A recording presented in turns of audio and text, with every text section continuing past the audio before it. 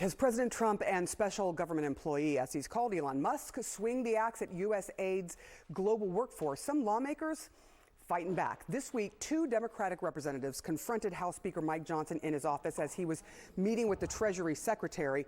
And you're seeing the video there, over the Trump administration granting Musk access to extremely sensitive payment systems and information. Wisconsin Congressman Gwen Moore says she left the meeting concerned that, quote, the speaker had no idea what they'd been doing. With us now is Congresswoman who ended up joining her, California Democrat Judy, who is also a member of the House Ways and Means Committee. Good morning to you. This week, you went in there with Gwen Moore of Wisconsin to speak with Mike Johnson, with the Speaker of the House. What was to you so urgent? What did you learn in that meeting, if anything, that either makes you concerned or that assuages some of your concerns? What we learned just moments before was that Elon Musk, an unelected billionaire, had been given unfettered access to the most precious private details of hundreds of millions of Americans. This has to do with tax information. This has to do with Social Security and Medicare.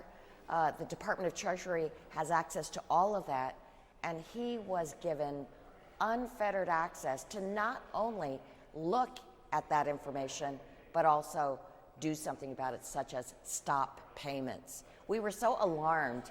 We heard that Speaker Johnson was going to be meeting with the Secretary of the Treasury, Bessent, and so we marched down there to ask why he was doing that when the law says that this is completely confidential information that should not be touched by unelected billionaires.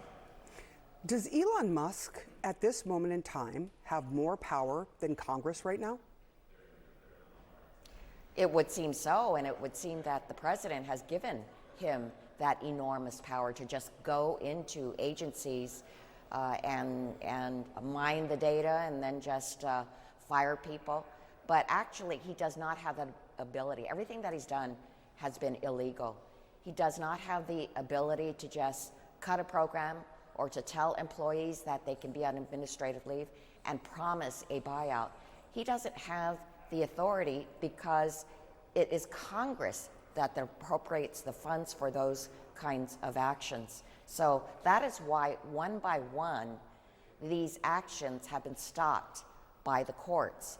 And in fact, his unfettered access to actually manipulating payments out to the American people was stopped by the judge yesterday, though he still has the ability to read all those records of hundreds of millions of Americans. Congresswoman Chu, what are you going to do about this? And what are Democrats, your fellow Democrats, going to do? They do not have control of the House. They do not have control of the Senate. We just introduced the Taxpayer Data Privacy Act, and we have all Democrats that have signed on. It protects taxpayers' confidential, private tax information.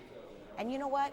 The margins between Republicans and Democrats in the House is so small that we only need 3 Republicans to sign on, and we can pass this bill out of the House. At this point in time, do you have any indication that any of the Republicans would sign on to something like that? What we do know is that Republicans have similar concerns about the confidential nature of taxpayer information. And in fact, when we talked to Speaker Johnson in that meeting, he said he has questions too, and he wanted to ask them.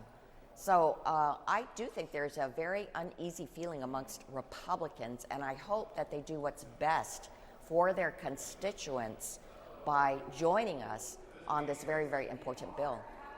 All right, I want to ask you about USAID because they are under the gun right now.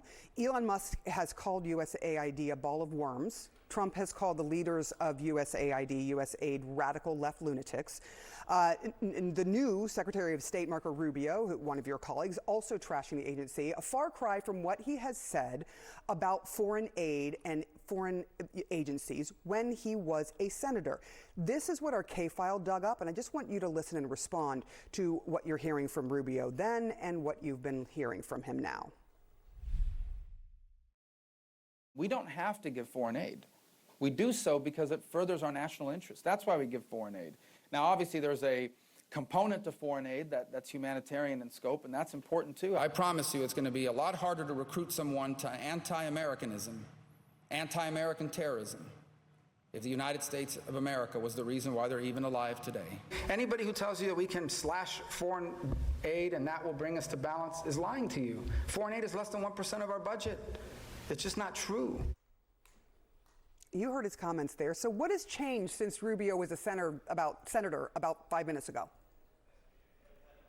Well, he went against even his own thinking early on, and of course it's President Trump that has influenced that change. Nonetheless, for decades, U.S. aid, AID, has been helping people in countries all around the world. And we're not just doing this because it's so important, even though it is important because, for instance, it saved lives through a George Bush-initiated program called PEPFAR, which has helped people with AIDS to be able to live around the world. But it's also created a relationship with those countries that is very, very important for global stability. And if we decide that we're going to leave all those countries in the world, guess what? Other superpowers are going to step in, such as China or Russia, and we will be left out in the cold. So that is what is at danger by trying to decimate U.S. AID, besides the fact that it indeed saves lives. One of the epitomes of soft power.